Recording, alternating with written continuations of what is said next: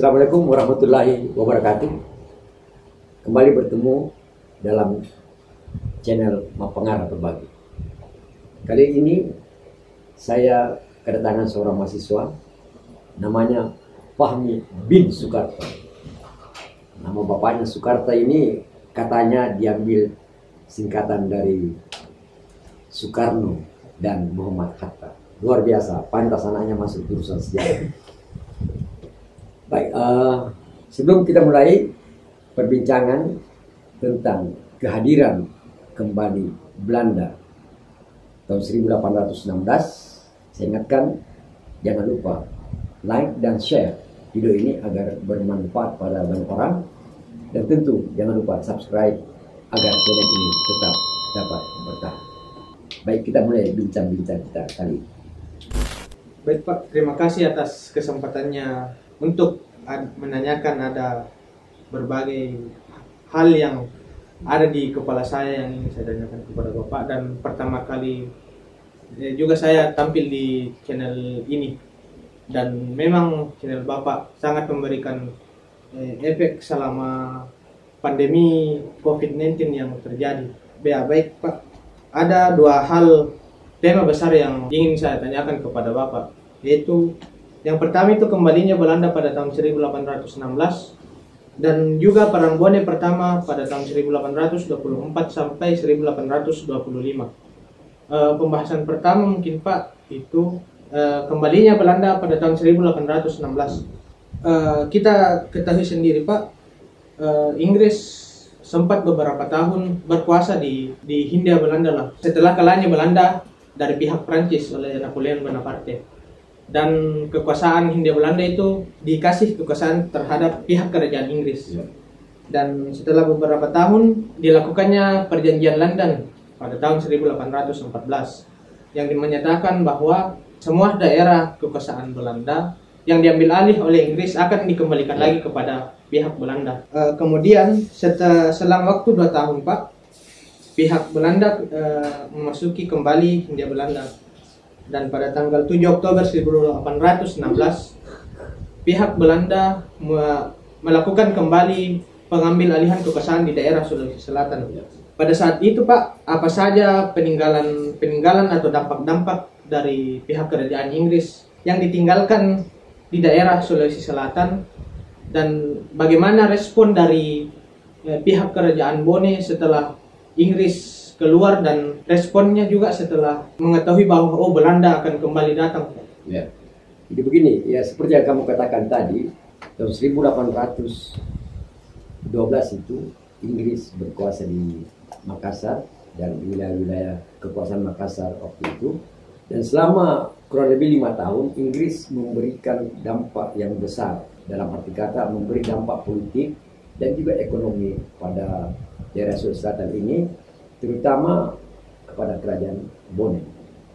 Jadi ketika Inggris berkuasa, Inggris itu melakukan hal satu, mengusir orang-orang Bone yang ada di Bontoala. Ya, Bontoala ini kan tidak tahu bahwa itu adalah tempat kedudukan Arum Palaka dulu tahun 1667 sampai 1814. Raja-raja Bone itu kebanyakan bermukim di Bontoala dan juga tentu di Bone juga. Tapi pada tahun 1814 Inggris mengusir dia. Kenapa? Karena Inggris melihat tingkah laku politik yang diperlihatkan oleh Bone terlalu besar, dan dia khawatir itu. Yang kedua, Inggris juga telah membuat beberapa wilayah kekuasaan Bone, misalnya Pare-Pare itu setelah Bone itu di bawah pengaruh Bone waktu itu, juga diambil alih oleh Inggris dan diserahkan kepada Sidenrek. Jadi ketika Inggris menyerahkan kembali daerah ini tahun 1816, Bone melakukan perlawanan. Dia menolak kedatangan Belanda. Kenapa dia menolak? Menurut kerajaan Bone, Belanda telah tidak mematuhi perjanjian Bongaya tahun 1667 dulu, yang mengatakan bahwa orang-orang Inggris harus dikeluarkan dari daerah Sulawesi Selatan. Ternyata Inggris berkuasa, tapi Bone juga masih bisa menerima asal pemerintah Hindia Belanda mengakui Bone setara dalam hal kekuasaan di Sulawesi Selatan.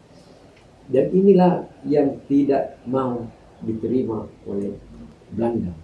Inggris juga kerajaan Boneh juga meminta bahwa kembalikan status istimewa kami di masa lalu, yaitu kalau ada raja-raja yang ingin bertemu dengan company di masa lalu, dia harus diantar oleh Raja Boneh ataupun sepengetahuan Raja Boneh baru dia boleh menghadap.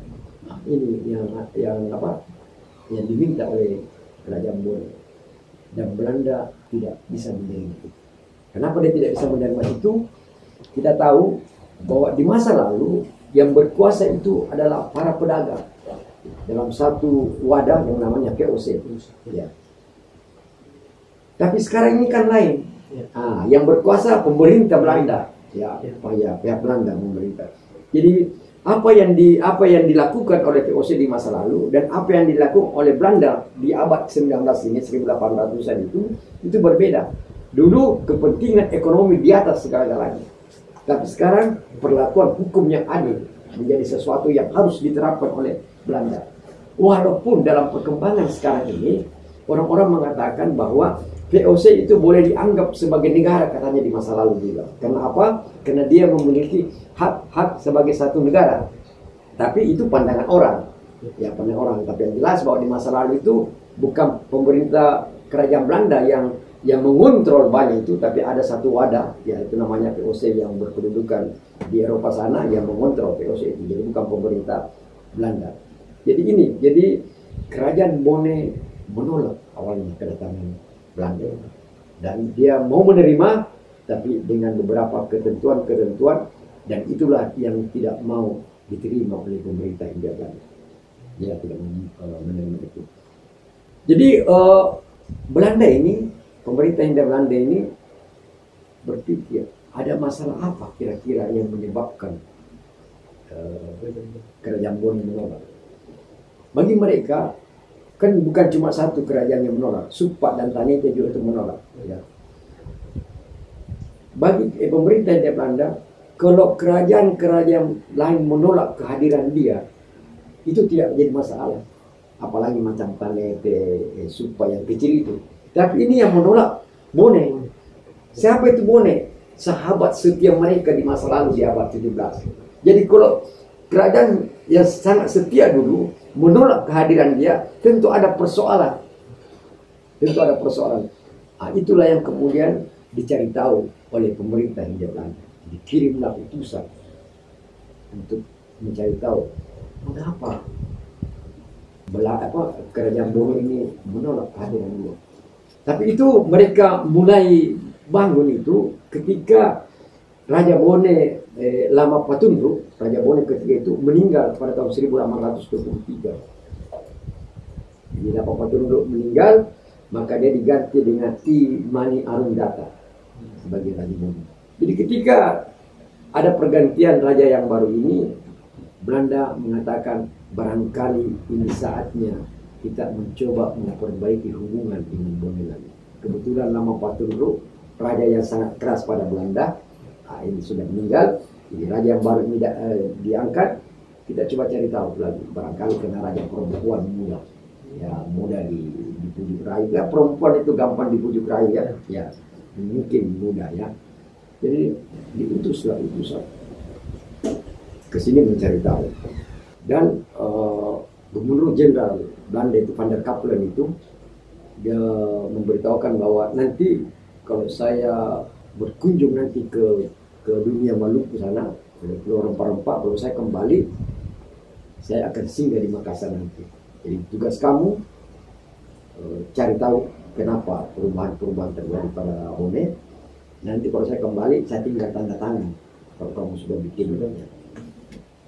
Tapi apa yang kemudian terjadi bahwa setelah penelitian mengenai tingkah laku politik Boneh ini dicari tahu, maka mereka beranggapan bahwa ketidakpuasan kerajaan Boneh ini adalah karena beberapa hak istimewa dia sudah dihilangkan.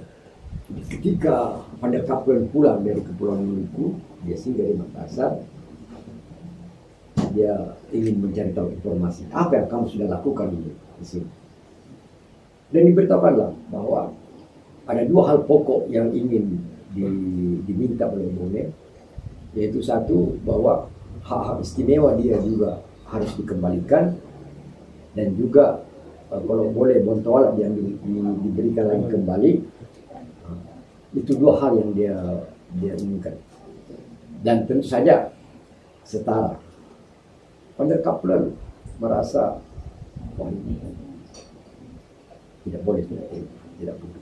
Ketika Van der Kaplen pertama tiba di Makassar, dia disambut dengan sangat meriah oleh Raja Goa ketika itu. Raja Goa.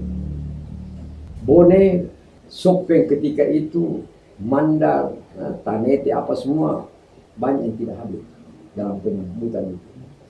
Van der Kaplen sedih sebenarnya. Karena apa? Kenapa dia sedih? Karena ketika dia tiba di Kepulauan Maluku sana, dia disambut dengan luar biasa. Hampir tiap malam ada pesta. Tapi tiba di sini cuma hanya kerajaan Goa saja yang menyambut, yang antusias dengan beberapa wilayah-wilayah Makassar lainnya. Kenapa? Karena Goa ketika itu setelah dia dinaikkan statusnya yang baik oleh Inggris, dia ingin menjaga supaya status itu tetap sama. Caranya adalah dengan mendukung kembali kedatangan Belanda. Jadi kita lihat sekarang di abad 17 Bone menjadi sekutu yang paling hebat, dan abad ke-19 terbalik. Ya, karena itu ada orang mengatakan setiap zaman memiliki sejarahnya masing-masing. Tidak bisa kita samaratakan. Jadi kalau kita berbicara sesuatu peristiwa, kita harus tahu kapan itu terjadi. Jangan kapan dan di mana. Jangan wah orang Bone itu jadi teman Belanda. Kapan? Orang Goa itu menjadi musuh. Kapan? Nah, jadi ini zaman itu penting. Jadi setiap zaman itu memiliki sejarahnya masing-masing. Jadi ketika datang dia ini, wah, sebenarnya tidak enak perasaannya Van der Kaplen. Tapi lah, apa boleh buat? Seperti yang saya katakan tadi, ada utusan yang disuruh mencari tahu keadaan di sini. Utusan itu kemudian mengadakan rapat dan mendapatkan banyak masukan. Akhirnya diputuskan bahwa harus kita perbaiki lagi perjanjian bunganya yang tidak tanda tangani 18 November 1667. Kenapa kita harus perbaiki? Karena dulu kan dalam perjanjian dulu itu kerajaan Goa banyak yang terkena dampak ya. Nah, sekarang kan Goa sudah berbalik, karena itu harus diperbaiki lagi toh. Dan juga mungkin sudah kadaluarsa ya, kadaluarsa sudah perjanjian itu, maka kita harus perbaiki. Maka diusahakanlah dilakukan pertemuan untuk membicarakan perjanjian bungaya.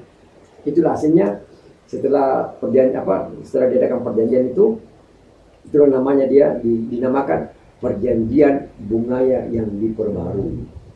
Jadi ketika mau diadakan pertemuan itu, dikirimlah surat untuk hadir. Bone ini khusus dia didatangi juga, dibawakan surat. Karena apa? Ini Bone kepala batu dia, mentah-mentah kekuasaannya besar ketika itu. Bone tidak hadir, kerajaan Imani Ratu tidak hadir. Tapi Imani Ratu dia mengirimkan wakilnya, ya, Arung Lompo itu yang tidak salah saudara dari Imani Ratu, dan juga Dewan Adat Pitunya. Tapi diberitahukan jangan coba-coba menandatangani perjanjian ini, ikut saja. Ini Belanda, Van der Kaplen, dia senang lah. Tapi dia sangat marah pada Tanete dan Supak karena tidak mau hadir. Dia katakan kepada anggota-anggotanya itu, kita harus beri hormat pada Bone. Dia masih mengirim wakilnya, walaupun tidak diberikan hak untuk menandatangani perjanjian.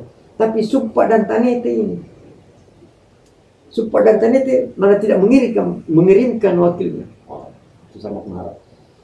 Akhirnya dibikinlah pertemuan dan dikeluarkanlah perjanjian bungaya yang diperbarui, dan Bone masih diberi waktu kurang lebih waktu itu 10 hari untuk berubah sikap.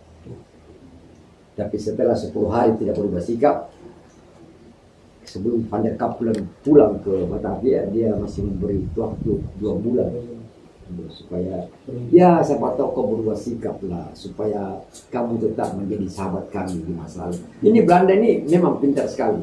Ketika dia ingin mendapatkan sesuatu, bujuk rayu dia lakukan. Tapi kalau sudah dapat, kadang-kadang dia lupakan. Nah, ini Belanda ini. Jadi apa yang terjadi kemudian?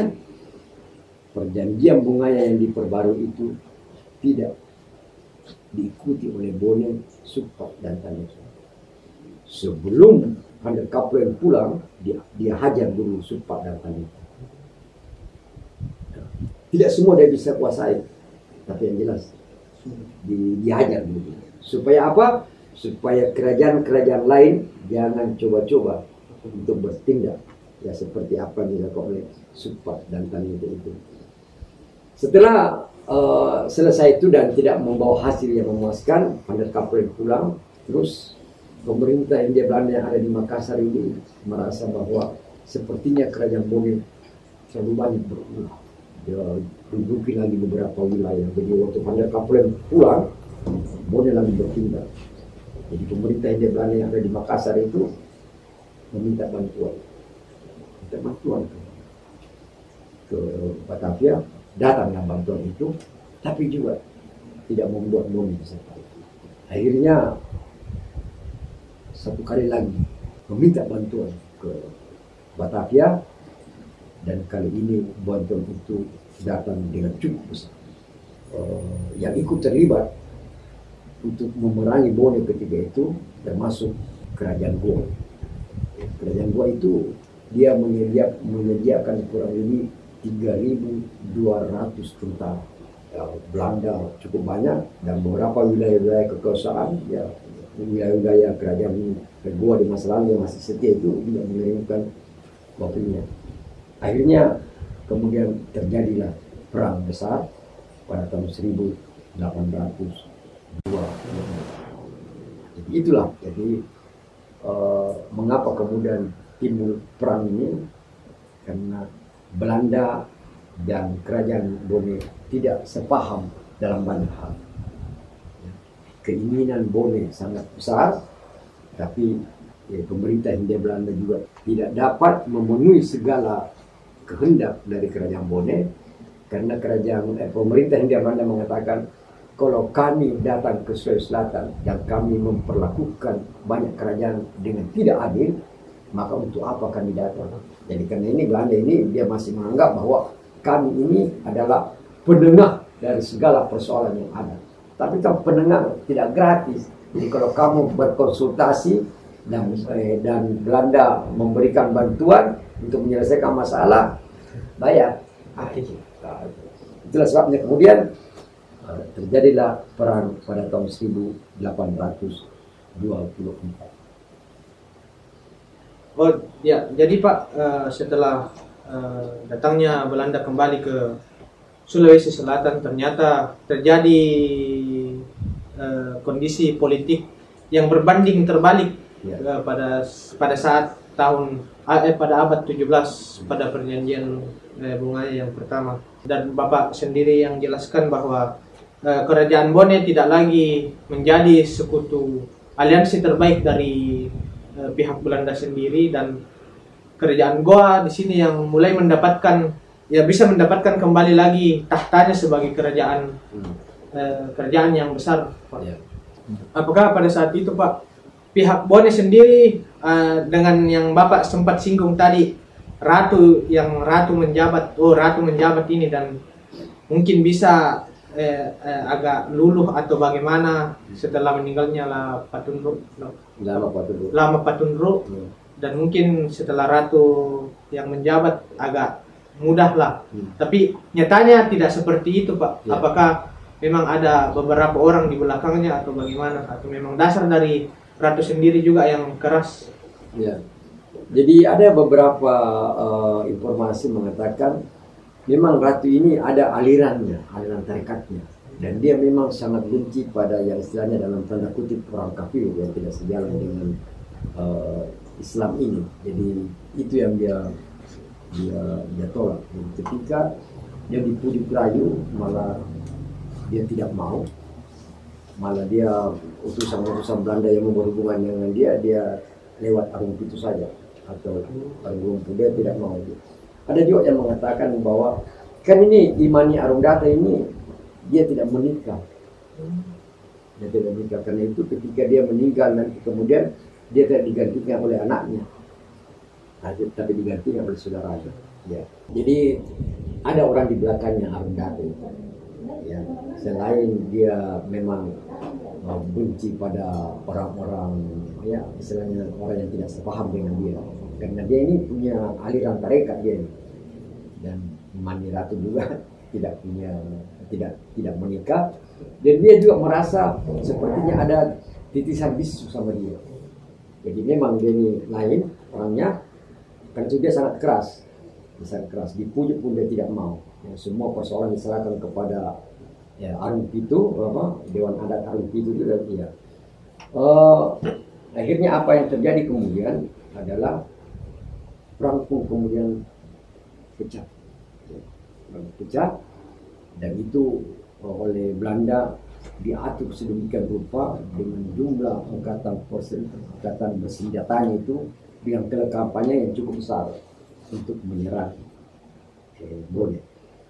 Dia menyerang Bone itu lewat Sinjai, dia posisi Sinjai, kemudian baru dia langsung menyerang ke Bone. Perang cukup besar dan menimbulkan korban yang sangat besar. Dan perang itu tidak selesai, karena ketika perang terjadi itu Belanda sudah bertekad harus kita tangkap rajanya. Jadi perang itu bukan menduduki ibu kota kerajaan, malah ibu kota kerajaan Bone ini dibakar. Nah, raja melarikan diri, dan ini raja harus ditangkap. Kenapa raja harus ditangkap? Ketika raja masih hidup, seolah-olah kerajaan itu masih ada. Dan kalau raja masih hidup, perlawanan masih dilakukan oleh penduduknya, masyarakatnya. Dan itulah terjadi pada banyak kerajaan. Misalnya ketika pemerintah Hindia Belanda menggempur kerajaan Goa, ya 1906 itu, 0506, ya rajanya lari kan dikejar terus sampai masuk di jurang kasar meninggal. Jadi memang Lapawai Kerensigeri itu bukan dengan menduduki istananya sudah kita menang, tidak. Raja harus ditangkap karena raja itu adalah kerajaan itu sendiri. Nah, jadi sangat repot. Dan Belanda tidak dapat menangkap ini. Tapi kemudian ada kabar bahwa mulai muncul gejolak yang ada di Pulau Jawa, yaitu perang di Ponegoro. Perang di Ponegoro. Jadi akhirnya orang yang datang ke sini itu diminta kembali ke Jawa. Nah, jadi ini juga bisa menunjukkan pada abad-abad ke-19 sampai pertengahan abad ke-19 itu perhatian pada daerah luar itu masih kurang. Karena itu dalam beberapa buku ada istilahnya the outer island, pulau-pulau yang berada di luar. Nah, jadi ini tidak dianggap pulau-pulau di luar, belum penting kamu. Kami di sana di Jawa itu ada tanam paksa politik liberal yang luar biasa itu. Jadi kamu itu belum.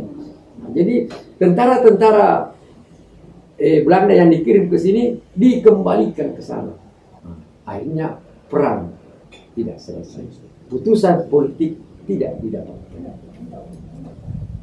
Nah, itu tadi. Jadi begitulah sedikit jalannya perang. Jadi perang itu tidak selesai.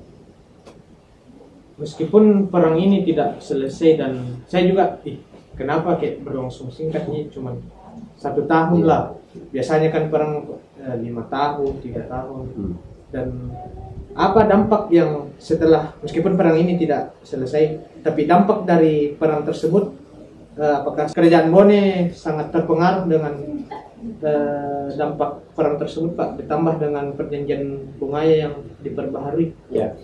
Jadi perjanjian Bungaya yang diperbarui itu memang ditolak oleh Belanda, oleh kerajaan Bone. Akhirnya kerajaan Bone kemudian dengan beberapa kali bujuk rayu tidak berhasil, diserang. Ya, walaupun perang itu tidak menyelesaikan sengketa yang ada. Ya. Walaupun perang itu tidak selesai karena pecahnya perang di Ponegoro yang membuat sendaru-sendaru Belanda itu harus dikirim kembali. Tapi perang itu membuat bangsawan-bangsawan Bone terpecah. Ada yang pro pada Belanda dengan mengatakan kita kerjasama lah seperti dulu di masa lalu. Nostalgia kita kembali. Kau tahu bagaimana Belanda VOC di masa lalu itu memberi begitu banyak keuntungan bagi kerajaan Bone. Kita bisa berkuasa sampai sekarang ini. Tidak bisa kau lupakan pada jasa-jasa demonstrasi. Tapi ada yang tidak mau. Dan ini yang lucunya, karena yang mau itu adalah Tomarilala, Perdana Menteri. Ya. Itu namanya Lama Pangara namanya. Sama dengan nama bapak saya, Lama Pangara itu. Namanya. Itu yang mau bekerja sama. Tapi Raja Imani Ratu tidak mau. Anda bisa bayangkan kalau dua kubu ini bertentangan, karena yang menjadi Perdana Menteri ataupun Tomarilala itu biasanya itu dilihat garis-garisnya. Biasanya kalau ada garisnya itu terus yang menjadi Tomarilala. Nah, begitu juga raja juga ada garis-garisnya. Kalau dua orang ini bertentangan, Anda bisa tahu apa yang terjadi. Dan itulah yang terjadi pada kerajaan Bone selanjutnya. Kita tahu tahun 1859 Bone diserang lagi oleh Belanda dan 1860 mengaku kalah dan kerajaan Bone akhirnya menjadi kerajaan pinjaman. Ini dampak yang luar biasa dari walaupun perang itu tidak menghasilkan putusan politik, tapi dampaknya bangsawan Bone terpecah pada dua kubu, satu pro dan satu menentang kehadiran Belanda kembali. Kerajaan Bone ternyata sangat terkena dampak dan dampaknya itu berkepanjangan, Pak. Ya. Terus apakah kerajaan Goa sendiri di sini mendapatkan kembali apa yang mereka inginkan dari dulu setelah perjanjian Bongaya yang pertama? Apakah mereka mendapat kekuasaan atau hak-hak istimewanya kembali? Ya. Jadi kerajaan Goa itu pada awalnya memang ketika Belanda datang dia juga mengeluhkan menerima kembalinya itu karena dia ingin supaya kerajaan Bone, kerajaan Goa ini diperhitungkan, ya istilahnya itu kami masuk kami menggenapkan, tapi kalau kami keluar kami mengganjilkan. Jadi kan berarti kehadirannya diperhitungkan. Tapi kan perkembangan politik ini kan tidak tahu apa yang terjadi kemudian. Satu ketika kerajaan Goa ini, Karempopo namanya itu, menikah dengan Raja Bone malah. Fatima Bandri. Bayangkan. Jadi ketika Ahmad Singkururuka tahun 1860 berkuasa dan dia meninggal kemudian digantikan oleh Fatima Bandri. Fatima Bandri itu dinikahkan dengan Karempopo, bangsawan tinggi dari kerajaan Goa. Jadi ada upaya dulu ketika segelintir orang ini di dalam istana masing-masing mencoba untuk mendekatkan kerajaan. Karena dia melihat tingkah laku dari pemerintah Hindia Belanda itu tidak seindah kabar, ya, tidak seindah kabar dari rupanya, ya. Jadi akhirnya, jadi masa-masa awalnya iya kerajaan Goa, tapi lama kelamaan dia kerajaan Goa ini sudah mulai juga dan dia sudah tahu begini. Itulah sebabnya juga kerajaan Goa diserang. Ketika kerajaan Bone diserang, Goa juga diserang. Karena kedua kerajaan ini mencoba untuk membangun perlawanan kembali. Jadi waktunya ya. Jadi kalau kita berbicara kita lihat waktunya. Jadi memang berubah-ubah itu. Ya politik berubah-ubah. Anda bisa lihat Prabowo dulu lawan Jokowi, sekarang masuk kabinetnya. Anda bisa bayangkan. Jadi peristiwa kekinian itu dapat juga memberikan kita satu imajinasi untuk memantau masa lalu. Dan itu kalau kamu hidup sekarang, buka matamu, pasang telingamu, untuk melihat sesungguhnya kekinian itu dapat membantu kita untuk merekonstruksi masa lalu.